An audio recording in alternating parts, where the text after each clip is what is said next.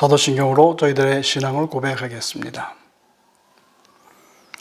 전능하사 천지를 만드신 하나님 아버지를 내가 믿사오며 그 외아들 우리 주 예수 그리스도를 믿사오니 이는 성령으로 잉태하사 동정녀 마리아에게 나시고 본디오 빌라도에게 고난을 받으사 십자가에 못 박혀 죽으시고 장사한 지 사흘 만에 죽은 자 가운데서 다시 살아나시며 하늘에 오르사 전능하신 하나님 우편에 앉아 계시다가 저리로서 산자와 죽은 자를 심판하러 오시리라.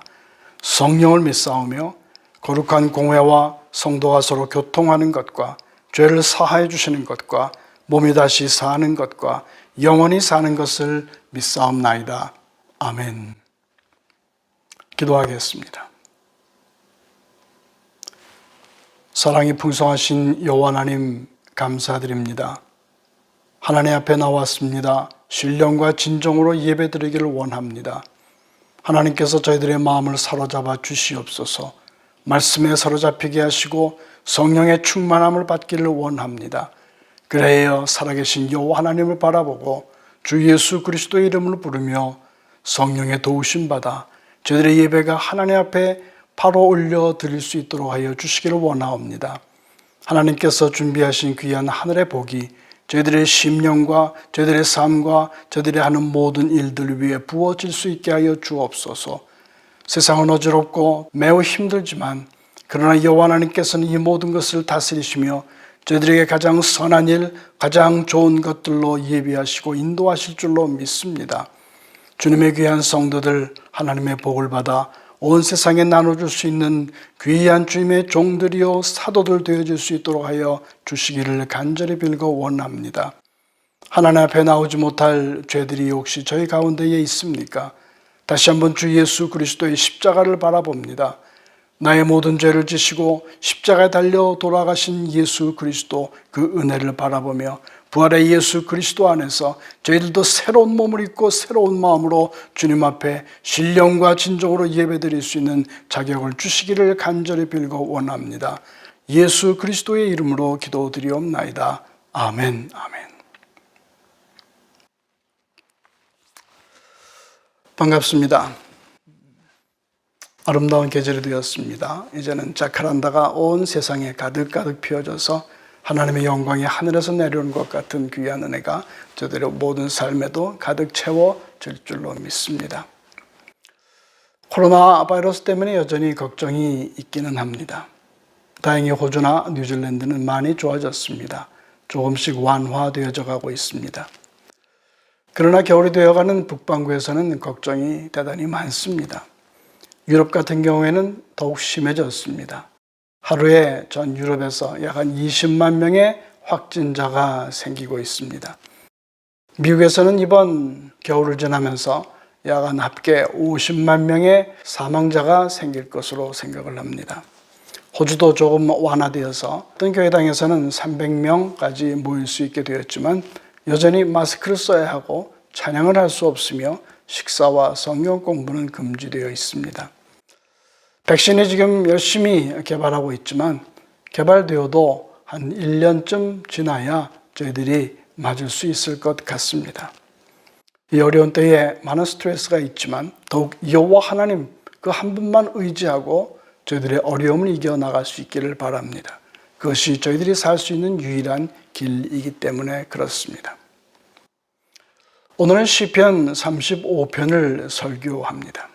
오늘 이 말씀을 통해서 하나님 주시는 위대한 위로와 또한 힘을 얻는 시간 되어지시기를 바랍니다. 사람들은 살면서 억울한 일을 많이 당합니다. 그래서 신문을 펴면 온통 가득한 것이 억울한 사람들 이야기들입니다. 정치인도 재벌도 심지어는 대통령도 억울한 일을 당합니다. 그러니 우리 보통 사람들이야 얼마나 더 하겠습니까? 살다 보면 당연히라고 말할 수 있을 정도로 억울한 일들을 많이 당합니다. 여러분은 그럴 때 어떻게 하십니까? 나를 억울하게 한, 나를 못살게 구는 그 사람을 쫓아가서 싸울 것입니까? 아닙니다. 먼저 저희들이 할 일이 있다고 말합니다. 시편 35편에서 말합니다. 너희들은 먼저 여호와 하나님 앞에 엎드려라. 그분에게 너희의 억울한 모든 사정을 다 아뢰어라 라고 말씀을 합니다. 분노, 원한, 슬픔, 미움, 이 모든 것들을 먼저 여호와 하나님 앞에 다 털어놓고 저들이 원망을 할 수도 있고 또한 저주를 할 수도 있지만 그러나 그 모든 것을 먼저 여호와 하나님 앞에 나가서 털어놓으라라고 말씀을 하십니다. 오늘 본문을 읽겠습니다. 1절부터 8절을 먼저 읽습니다. 주님, 나와 다투는 자와 다투시고 나와 싸우는 자와 싸워주십시오. 큰 방패와 작은 방패를 잡으시고 일어나 나를 도와주십시오. 창과 단창을 뽑으셔서 나를 추격하는 자들을 막아주시고 나에게는 내가 너를 구원하겠다라고 말씀하여 주십시오.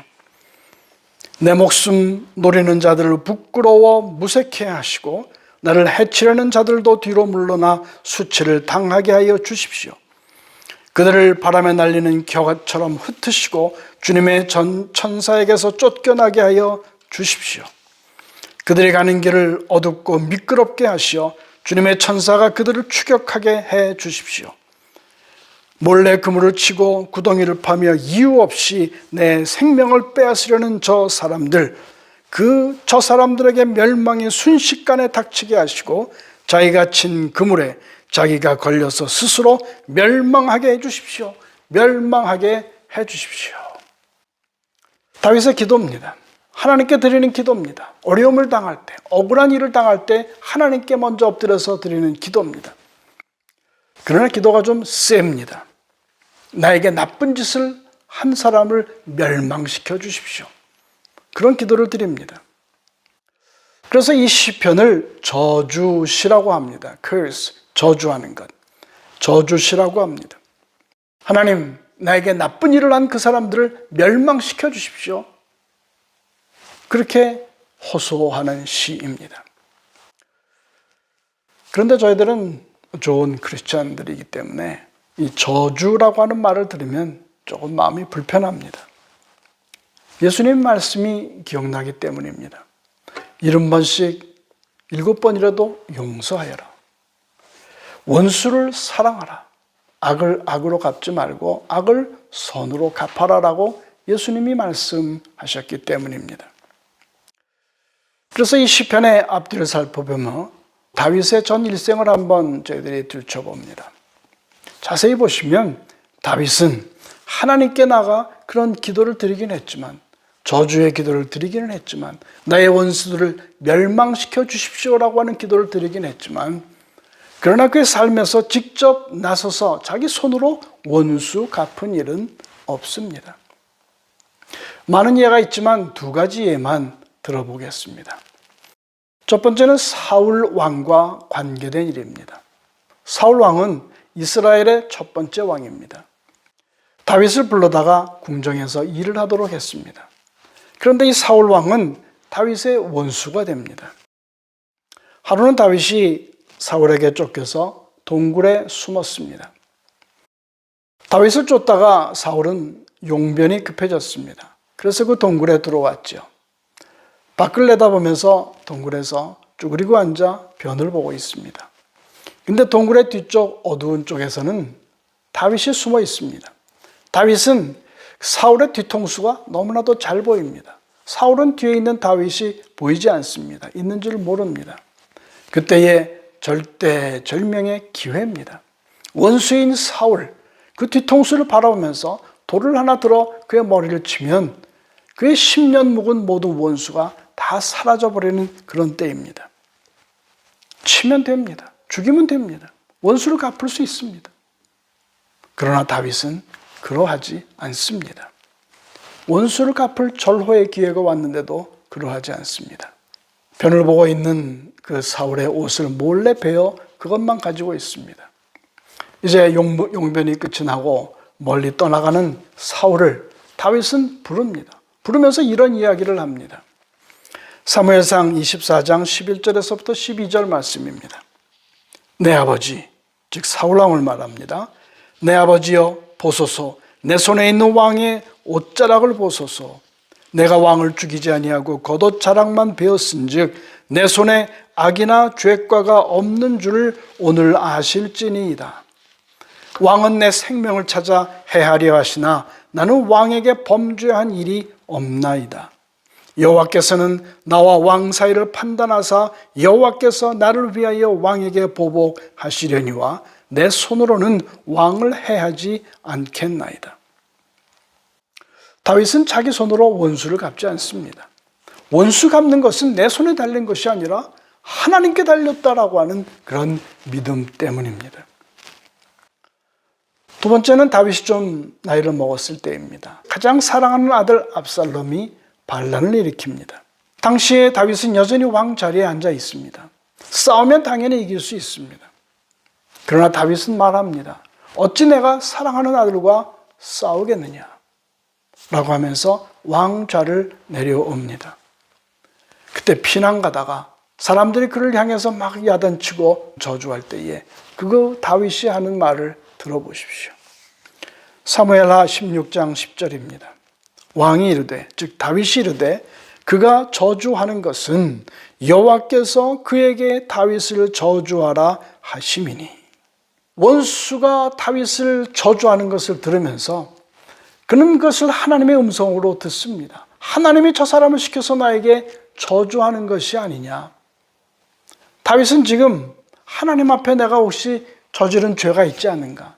내가 혹시 저 사람, 나의 원수라고 말할 수 있는 저 사람에게 내가 알지 못하게 지은 죄가 있어서 저 사람이 나를 저렇게 공격하는 것은 아니냐라고 하는 것을 되돌아보고 있습니다. 내가 사람에게 또한 하나님에게 혹시 죄 지은 것이 있지 않은가? 그래서 나에게 저 원수가 생긴 것은 아닌가? 라고 하는 그런 자기 자신의 성찰을 하고 있습니다. 그래서 23절 보시면 흥미로운 한 단어가 나옵니다. 재판이라고 하는 단어입니다. 한번 보시죠.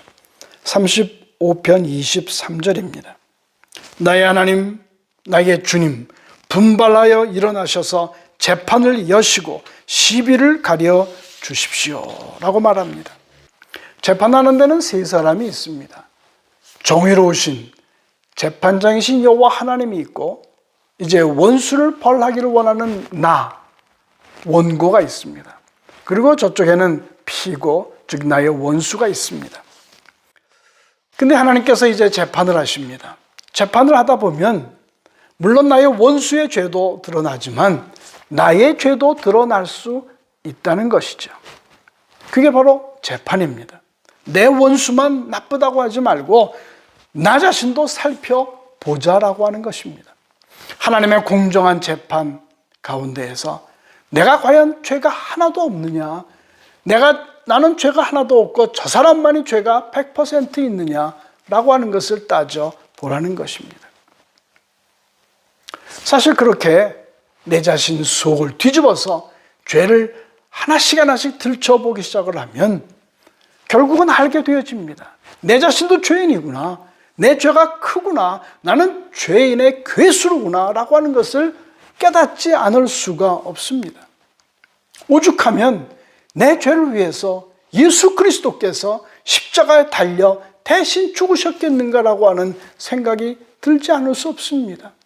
내 죄가 얼마나 크기에 죄가 없으신 하나님의 아들 예수 그리스도가 나를 위해서 죽을 수밖에 없으셨단 말인가. 저희들이 사람과 사람을 비교하면, 저 사람과 나를 비교하면 나는 저 사람보다 죄를 좀 덜 지었다라고 자신할 수 있습니다. 그러나 나와 하나님, 죄가 전혀 없으신 거룩하신 여호와 하나님과 내 자신을 비교해 보십시오. 내 속에 있는 죄가 손톱만큼 작은 죄라 할지라도 여호와 하나님 정말로 거룩하시고 죄가 전혀 없으신 여호와 하나님과 비교하면 나의 이 손톱만한 죄는 마치 이 세상에서 가장 높은 에베레스트 산처럼 크고, 또한 온 우주를 합한 것만큼보다도 더욱 광대한 것이 나의 죄입니다. 그런 죄인이 하나님 앞에 서서, 공정하신 여호와 하나님 앞에 서서 나는 의롭습니다, 나는 죄가 없습니다, 그러니 저 사람 죄를 벌해 주십시오라고 저희들이 얘기할 수 있다고 하는 말입니까? 도무지 없는 일입니다. 그 사실을 깨닫게 되면 우리는 비로소 용서라고 하는 것을 수 있게 됩니다. 나 같은 죄인의 괴수인 나를 용서하신 그리스도 예수를 보면서 이 세상의 어떤 죄인도 나에게 아주 악한 일을 한, 최고의 악한 일을 한 그 사람까지도 우리는 용서할 수 있게 됩니다. 우리는 예수 그리스도를 따르는 그리스도인이기 때문입니다. 예수님이 어떻게 하셨는가를 성경을 통해서 한번 보겠습니다. 누가복음입니다. 22장 63절. 예수를 지키는 사람들이 예수를 때리면서 모욕하였다. 다른 죄수 두 사람도 예수와 함께 처형장으로 끌려갔다.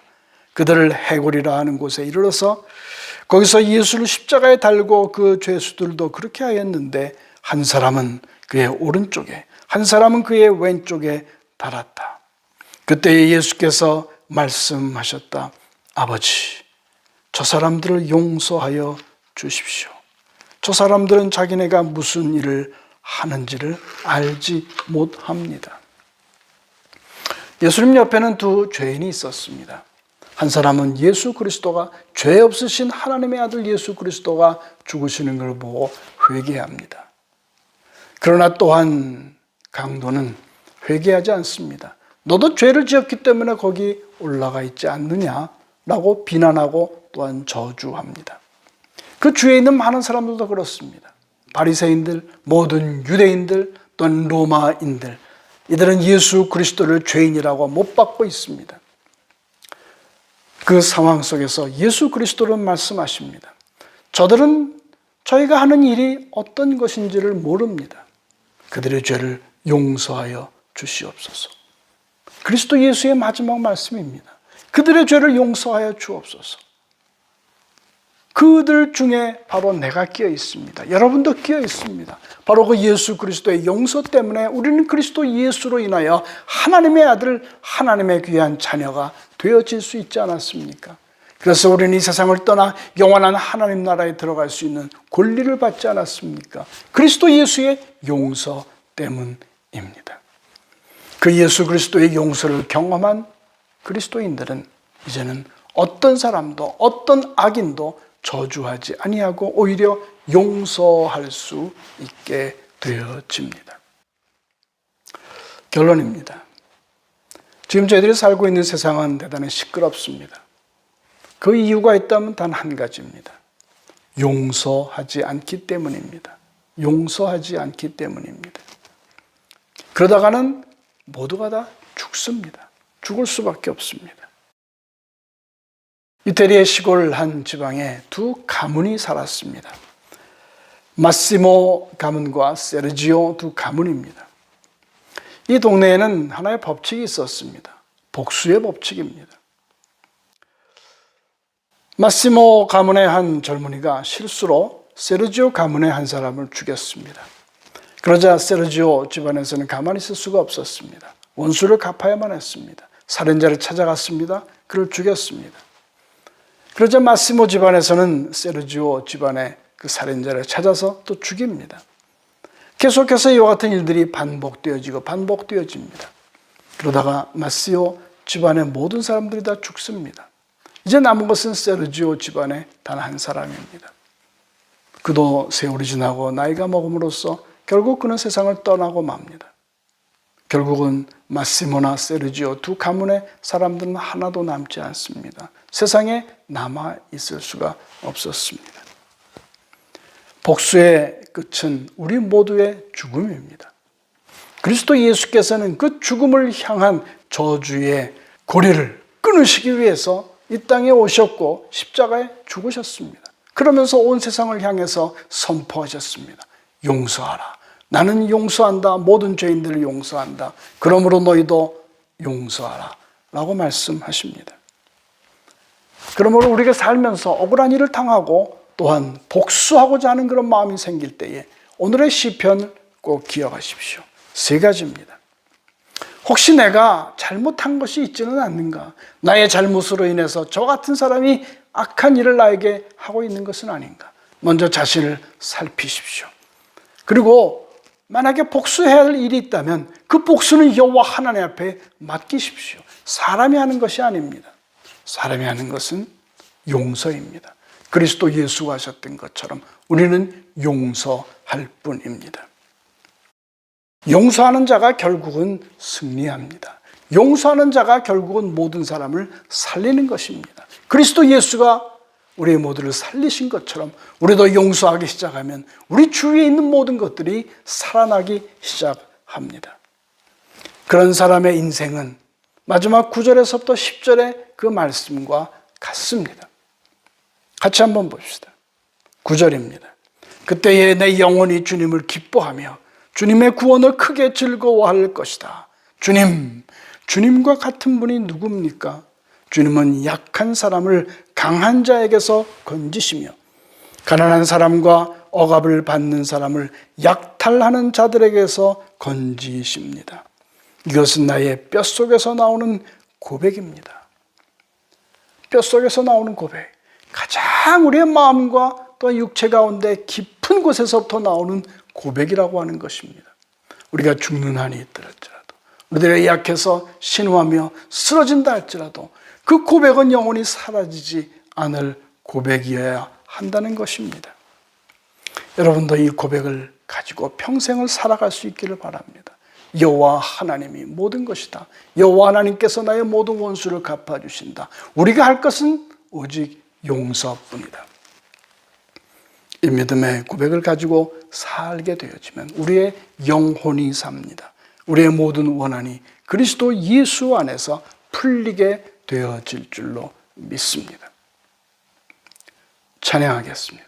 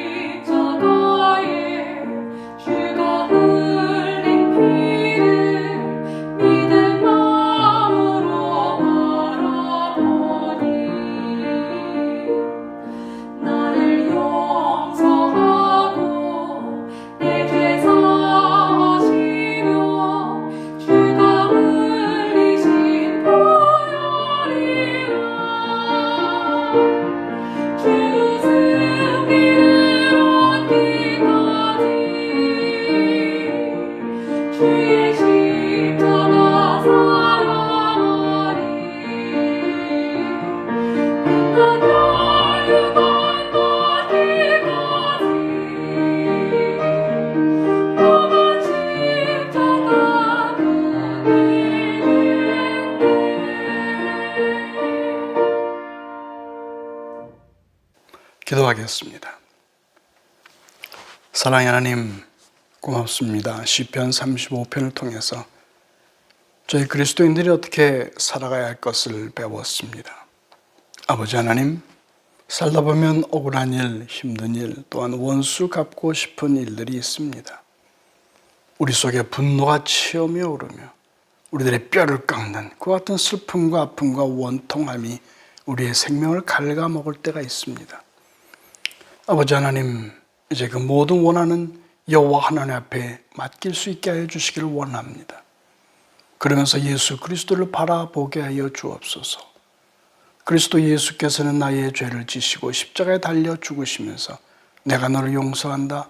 그러므로 너도 이제는 용서하며 살아라 라고 말씀하십니다. 우린 그 예수 그리스도로 인하여 모든 죄를 사함받고 하나님의 자녀가 되었습니다. 정말 감사드립니다.